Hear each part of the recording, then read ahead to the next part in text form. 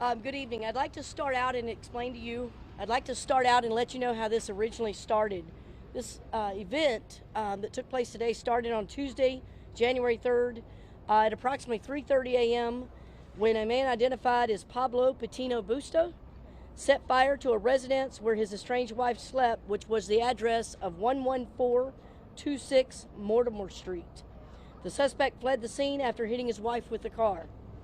The Harris County Fire Marshal's Office investigators, the Harris County Sheriff's Department Viper team started a search for the suspect. He has been charged with that particular incident with a charge of arson of a habitation, violation of a protection order, and aggravated assault.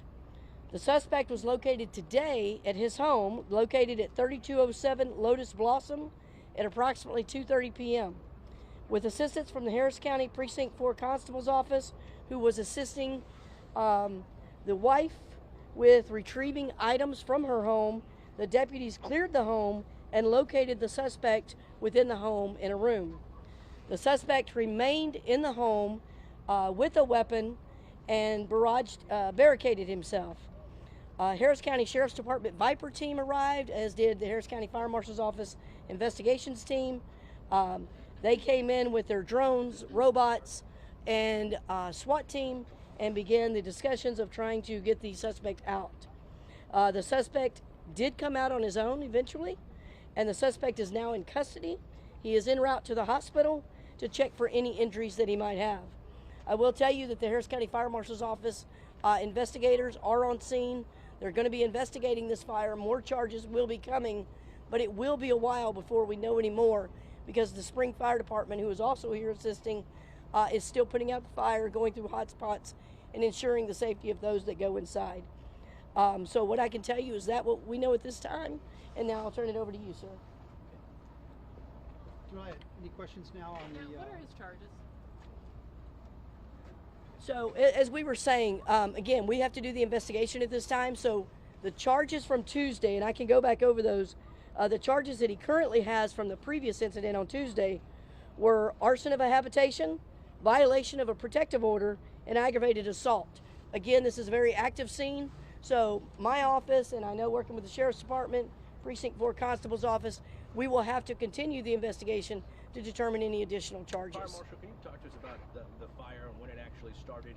Was he responsible for starting that fire? Is that how this played out? Well, yes.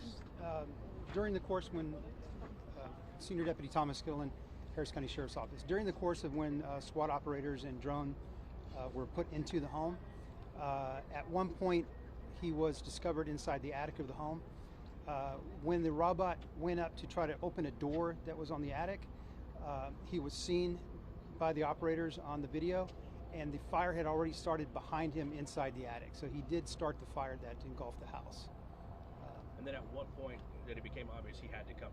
He had to get out of the house. It was just engulfed. Oh, at that point it had gotten to him. That's when Spring Fire Department. And again, I need to reiterate that our partners, Harris County Precinct 4 Constables, the Spring Fire Department, and the Harris County Fire Marshals. These scenes are quite fluid at any time, and the way we all worked together today was amazing work, and that he was also taken into custody and he was alive.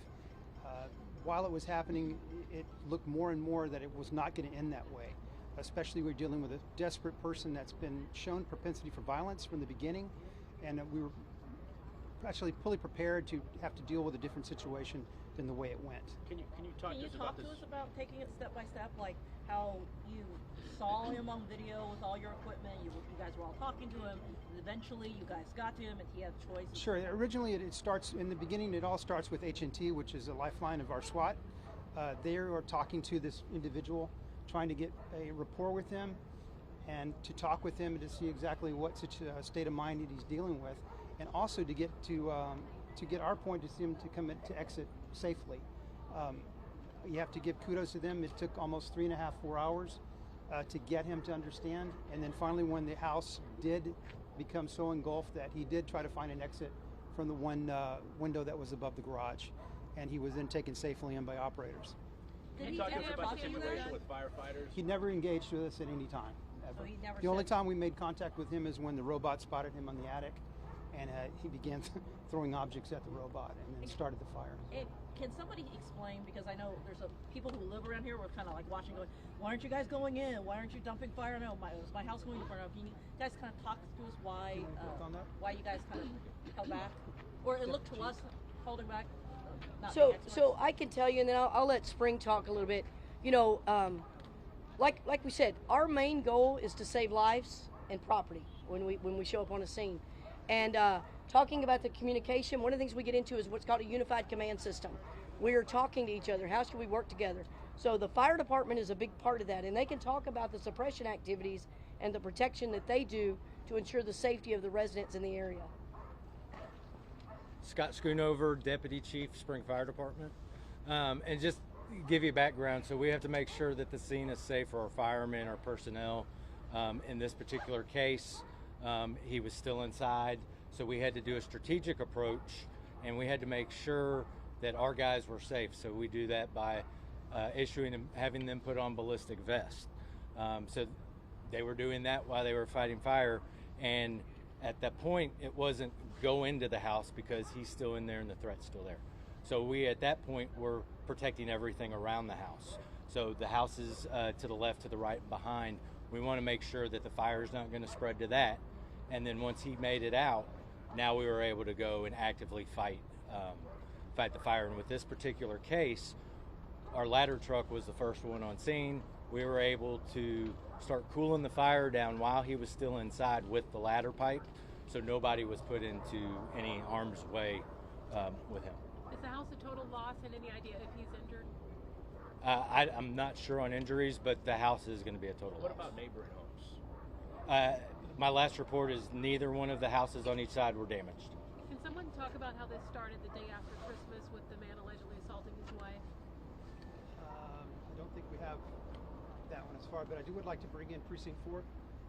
They played a vital role to keep this suspect inside the home. Captain, if you'd like to tell them exactly when it started. Captain Vicente Medina. Today at 1:14, we received a phone call from the wife wanting us to assist her in making the location because she wasn't sure if her husband was going to be at the address. She wanted to grab some of her property. We get to the location. We knew who he was. We knew how violent he was, so we actually set up our SAU team and K9 team to come out and clear the residence.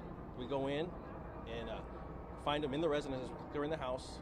Luckily, we didn't allow any of the family members to come in. They stayed outside. And once it occurred, and once we knew he barricaded himself with a weapon, we disengaged, set up a perimeter, contacted HCSO Watch Command, who then brought out their SWAT team. When Did he say anything? He didn't say anything to us, sir.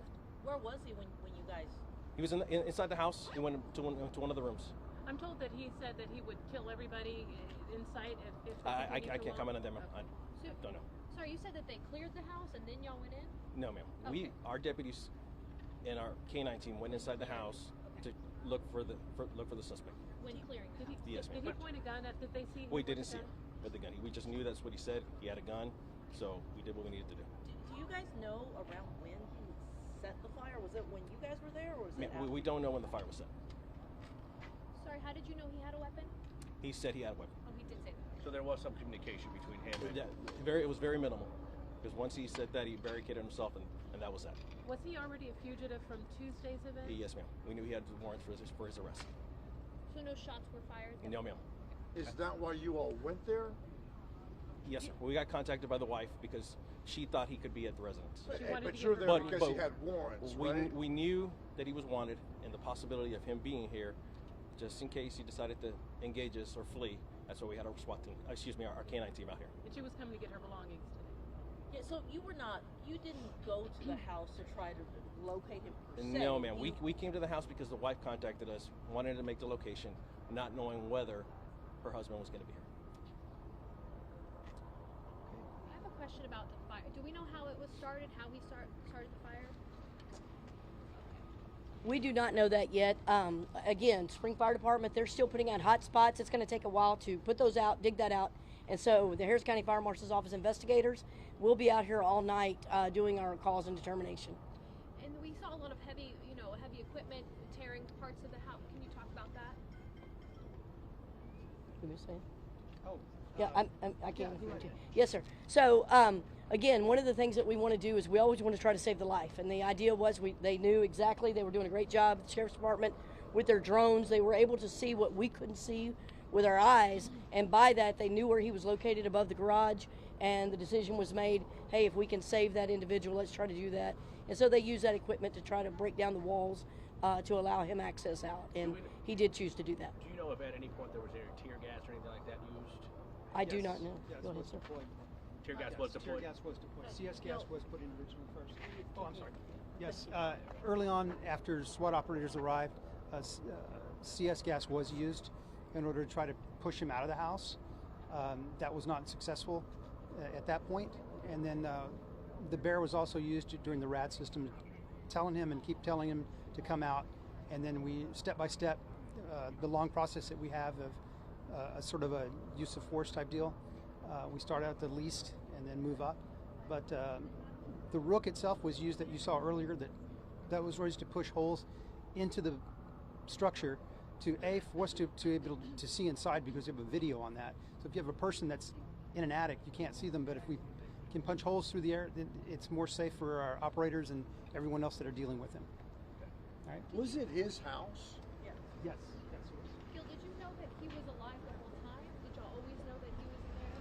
No, we didn't make contact until the fire actually was engulfed on the first floor. And do we know when people can get back into their homes? What time would that be, Chief?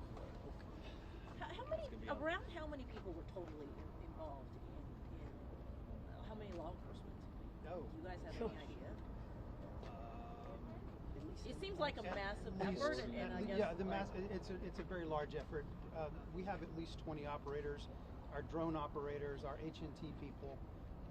20 from us, yeah. At least, 60 to 70 people easily.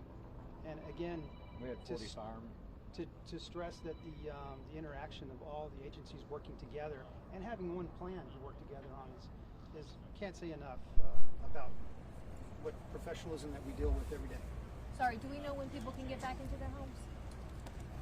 I don't have that yet until the fire's completely I can out. give a little bit. So we got a lot of the fire knocked out because the roof has collapsed inside the house. It's going to make it a little bit more difficult to get to some of those hot spots. But as we get more of the fire put out, we'll shrink the scene down and more people will be able to get in. So it may not be too much longer, but we're working on getting everybody back into their house. What do we know about his condition when he came out of the house? Was he injured? Was there smoke inhalation? What do we know about his injuries? We do not know. We don't know he was able to come out of the house on his own. And again, he's been transported because our goal is to make sure he's evaluated for any injuries and to make sure he's taken care of. If there's anything else I can also leave you with, if we can make sure that your viewers know, I think what we know with Precinct 4 going in with the wife concerned about her safety. If you are concerned or there's domestic violence, we know a lot of things that go on. Please contact somebody. There is a number, 1-800-799-7233. 1-800-799-7233. That's a national domestic hotline. And we see these things go on. And again, we want to make sure we take care of people before they need to be taken care of, but also know that there's help out there if you need it. So thank you. She obviously did the right thing, right? Because she Absolutely. called and said, hey. Absolutely. Was the robot dog damaged? Because I remember you guys saying that the suspect was flinging objects at the robot dog. No. Robo it was dog not. is okay? None of the three robots were. Hey, Gil, could you give us any info on the December 26th arrest? Is there any info you can give us on that? From Mortimer? Yes. No. No. The one before that.